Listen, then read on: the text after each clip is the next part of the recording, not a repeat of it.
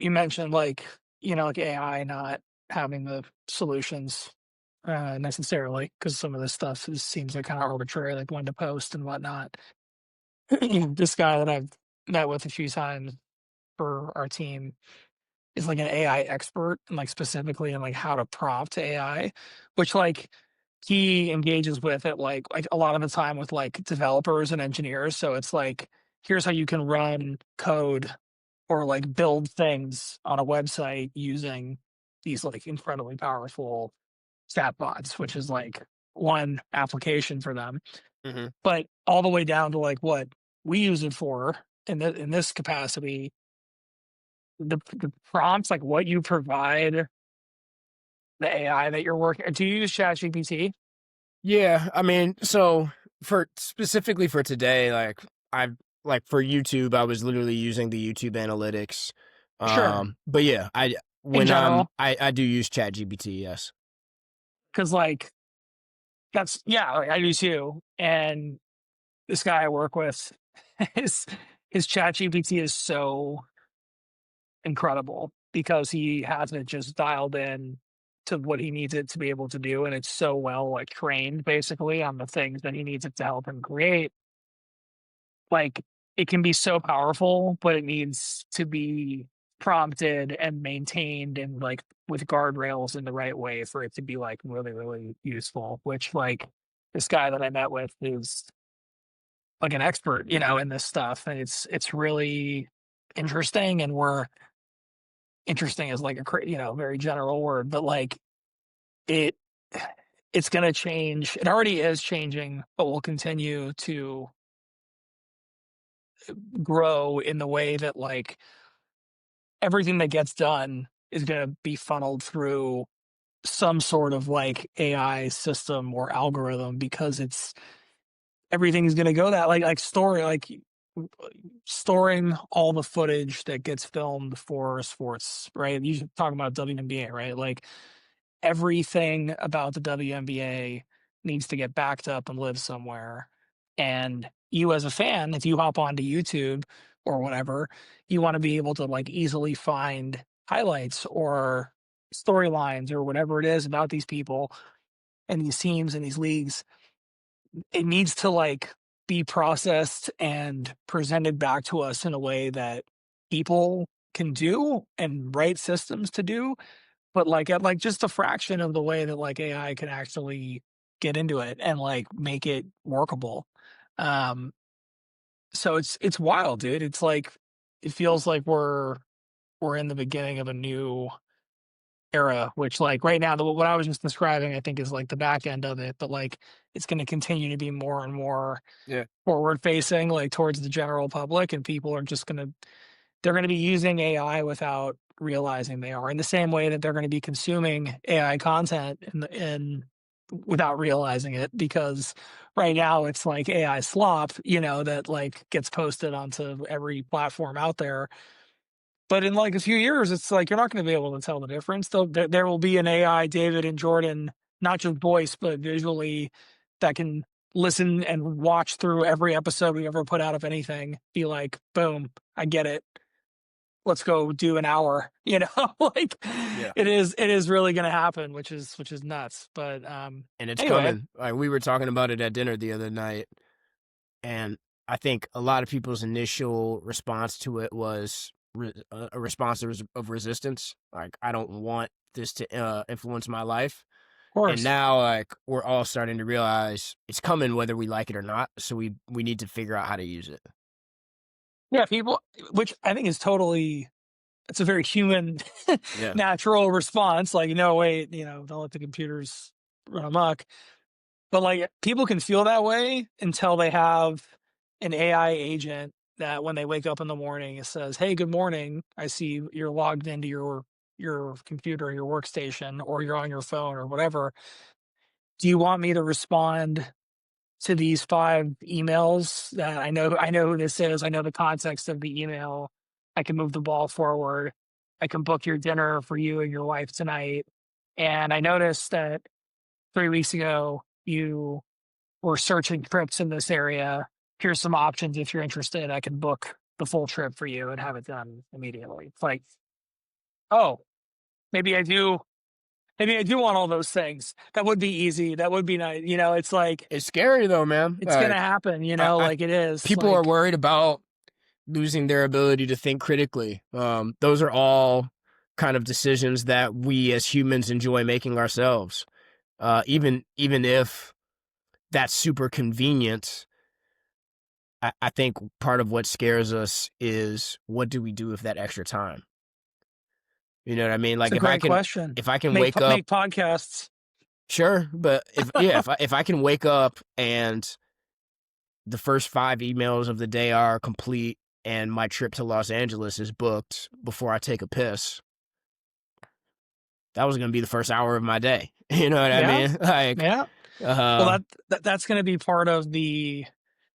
I mean, to say nothing of like all those steps that I just described that AI agent doing right now are being done by like 4 or 5 different platforms, right? And it's all, ultimately the same huge companies running everything. But there's massive investment by those companies into the trip travel planner, that whole ecosystem, the calendar and personal management thing. So it's like, it's not only going to like potentially rob us of like our critical thinking and creativity on some level, but it also is going to upset and disrupt the economy. Like a lot of what the tech corridor is kind of built on, which I think some of the stuff that's being done now is like being done not like not thinking about that, but it's like let's build it because we can.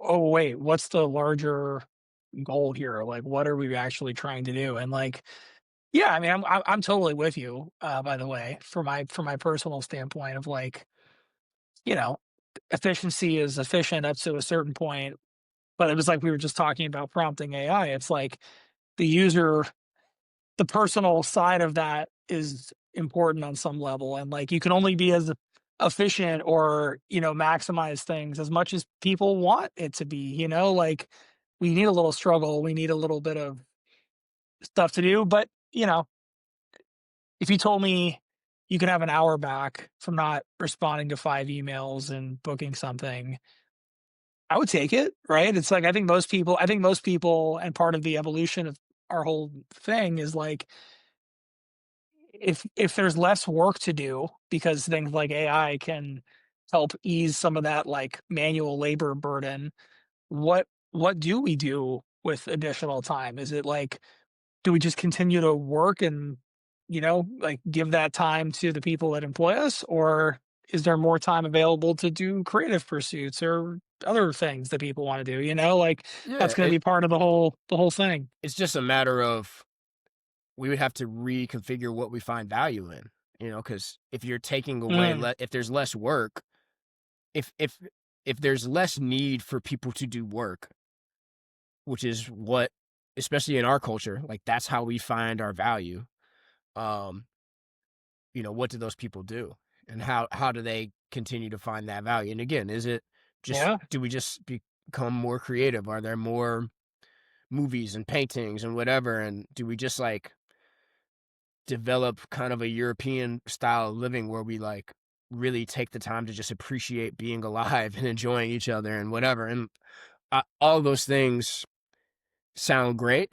And the reality is like as long as we're on these every day, AI is going to continue to get better because we're just continuing to feed it more and more information about ourselves.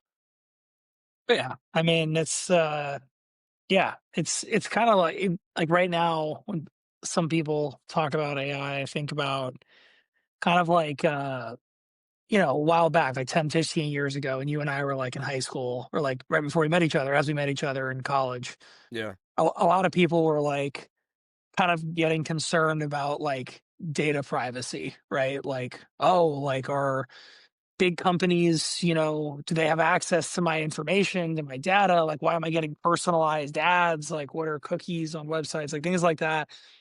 And it's like by the time that most people were kind of like asking those questions or having that was already done, right? That was like 10, 15 years before that.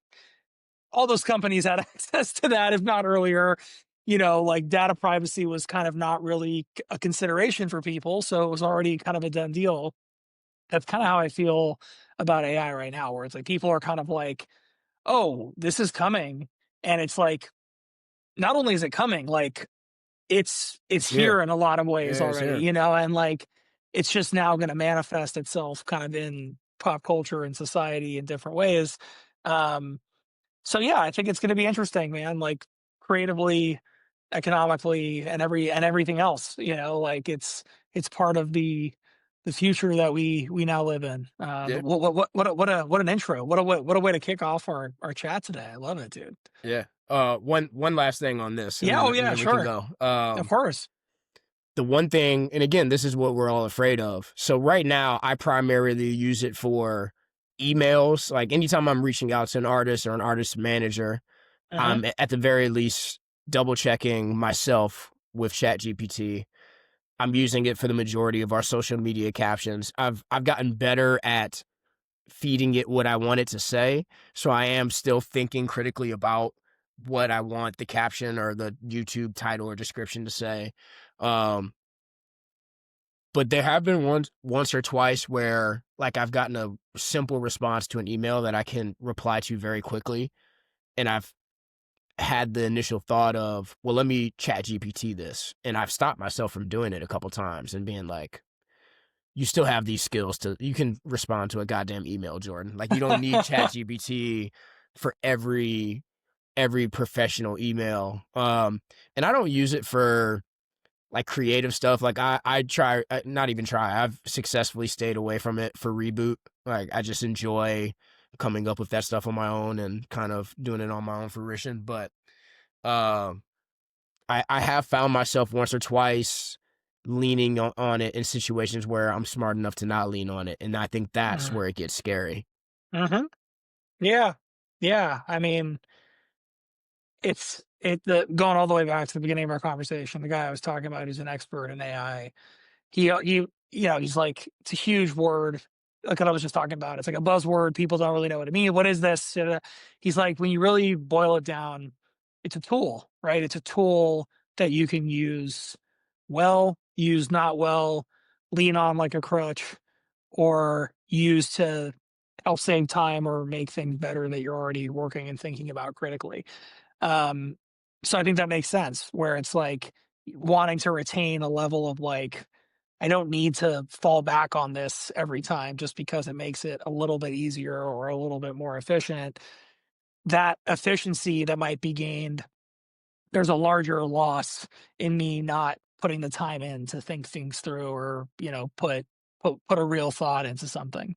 Yeah. Um, so I think that's all very fair and you're a smart guy, what can we say?